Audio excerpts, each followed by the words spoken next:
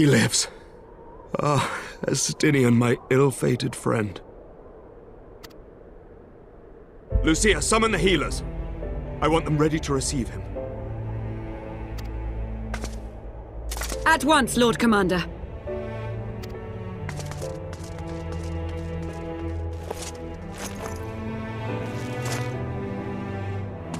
Allow me to do this much, at least.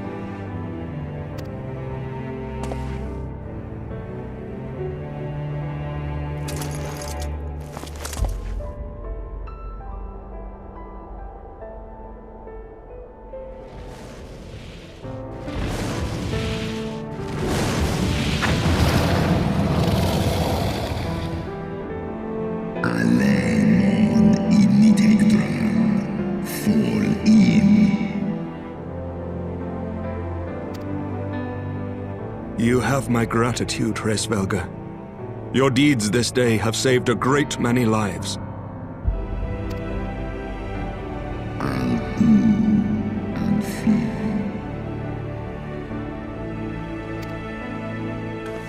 Ustra udin instrare anhesnesh.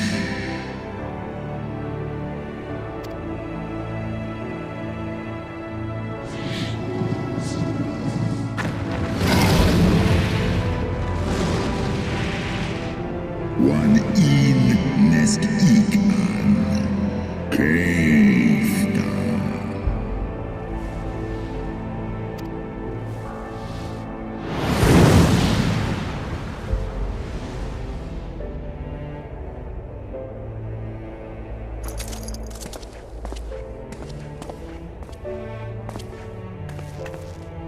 The battle is won. We can do no more for Estinien now than bear him home and wish him well, even as Hraesvelga did. The rest we must trust to the hands of the healers and the grace of the gods.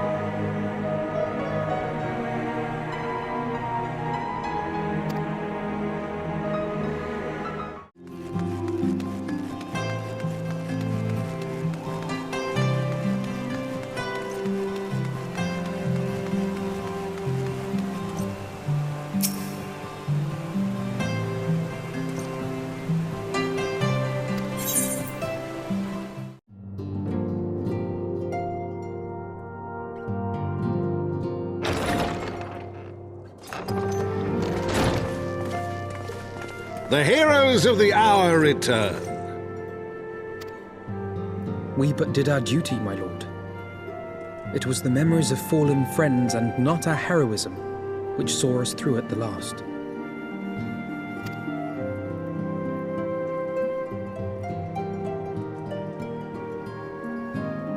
I gave every ounce of my strength, but mine efforts would have counted for naught had the Warrior of Light not arrived to challenge the Great Worm. As a sworn knight of Ishgard, I had hoped to do more for my city. Well, we cannot all be heroes, dear brother. Let us put away our pride for a moment and revel in the valiant deeds of our comrade. For your sterling service to Ishgard, we salute you.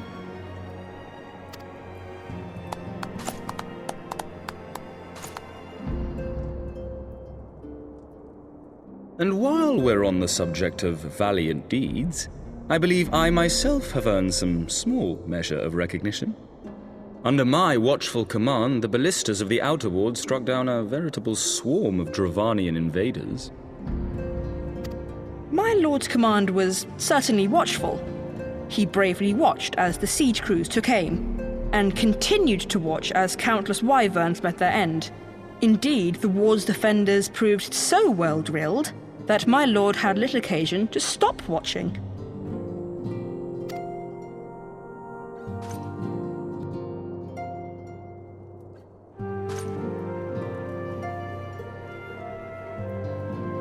There will be time enough to determine who is most deserving of recognition later. Our friends are doubtless weary from their exertions. I had chambers prepared in expectation of your return. You are welcome to retire at your leisure.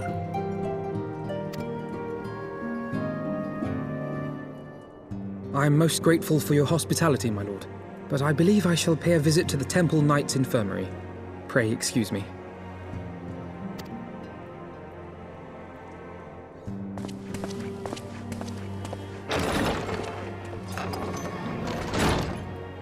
Our master Alphinaud has grown. The plight of his stricken brother-in-arms pains him more than his own hurts. In which respect he has come to resemble you, Warrior of Light. Go then, visit the Azure Dragoon, and grant him what comfort you may.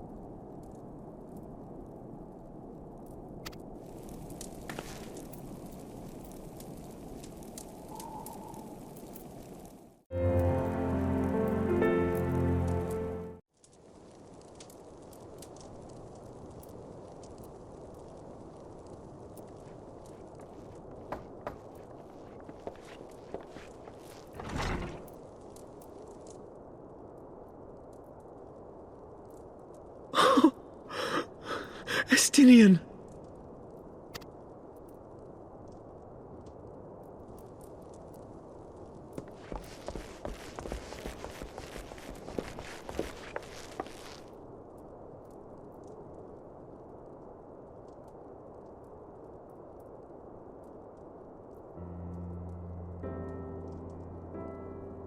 Cease your mewling, boy. It grates my ears.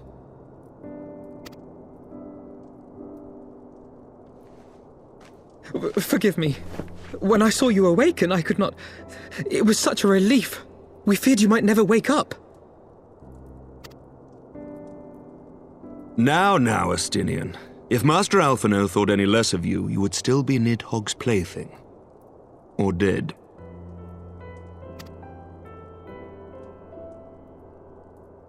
Aye, 'twas but a jest. I thank you, Alphinaud. And you too, Warrior of Light. Quite how you managed to persuade Hraesvelgr to aid in his brood brother's downfall I cannot imagine. But full glad am I that you did. Yet again, you have achieved the impossible.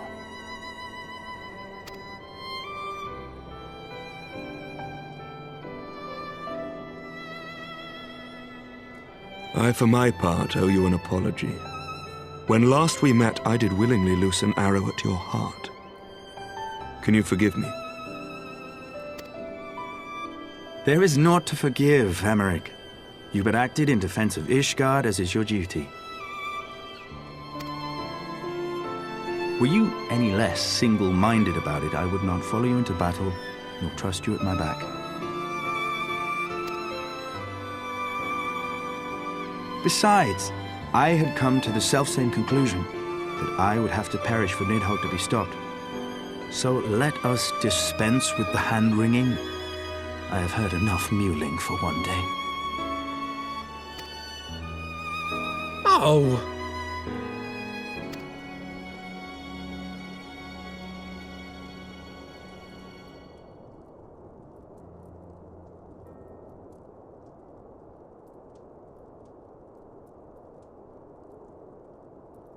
The tendrils of Nidhogg's foul presence bound up every fiber of my being, usurping my senses, but I yet retained some trace of awareness.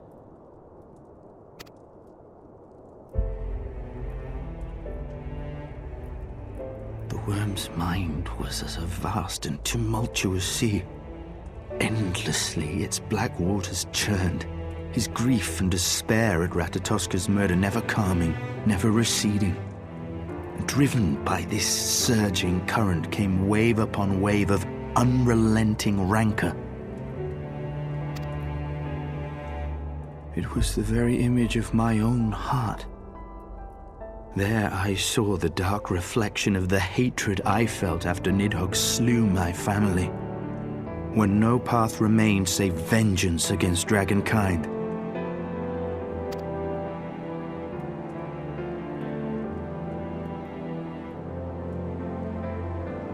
Neither one of us had a choice.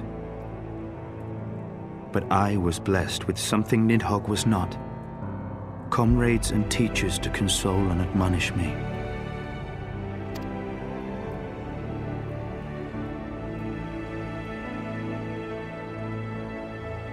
Had I not had them to gainsay my obsession, it would surely have consumed me as Nidhogg's did him, and we would have been in all respects alike.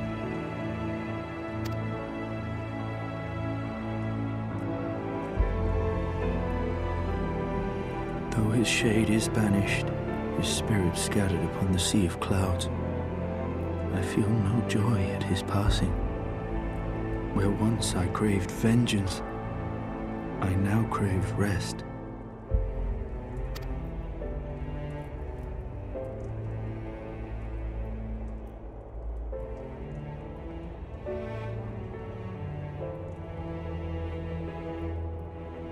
Lord Commander, my hunt is at an end. I would lay down the mantle of Azure Dragoon. My friend.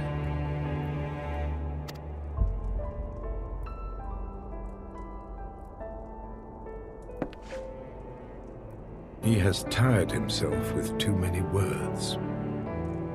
I doubt not that he will make a full recovery, but he must be allowed some few days of quiet.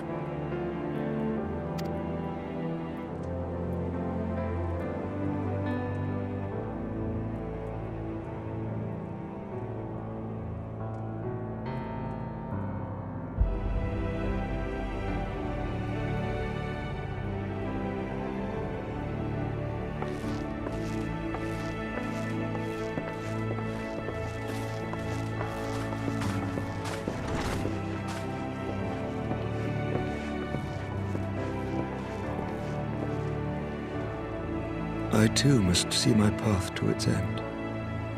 Sleep well, my friend.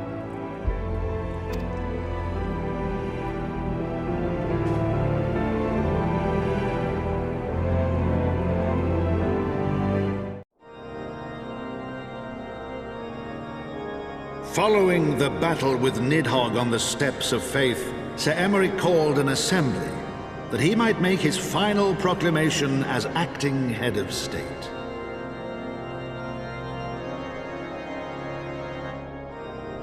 'Twas there, with one decree, that the 1,000-year rule of the archbishops was ended, paving the way for a new republic.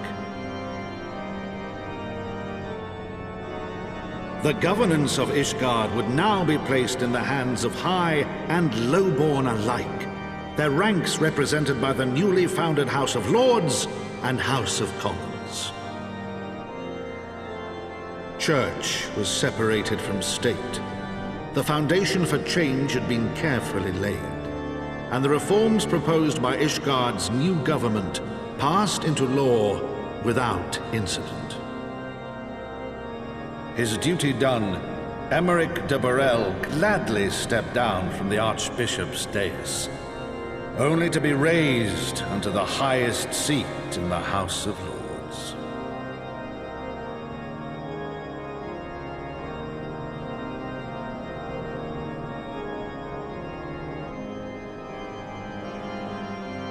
Though he strove at first to refuse this honor, the unexpectedly strident voice of the Count de Durandare left him little choice but to accept.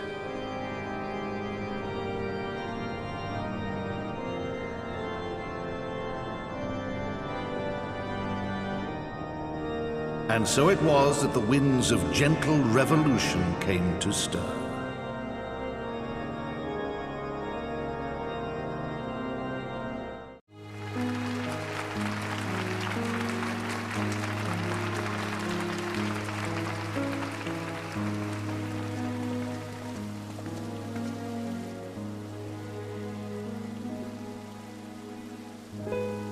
Prominent among the many honored guests at Sir Emeric's investiture were the ambassadors of Dragonkind, a fitting symbol of Ishgard's newfound peace.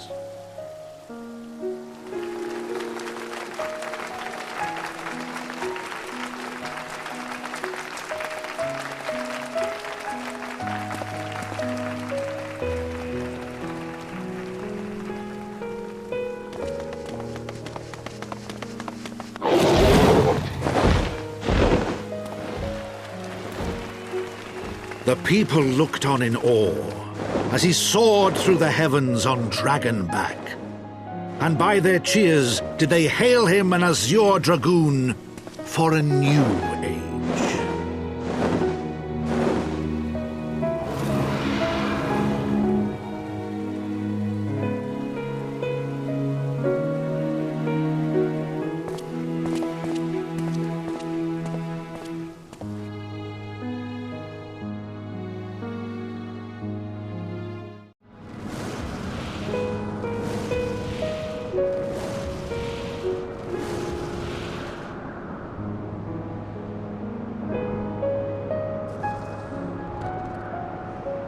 Thus were the notes of the dragon song rewritten, the din of war giving way to a rising litany of peace and hope.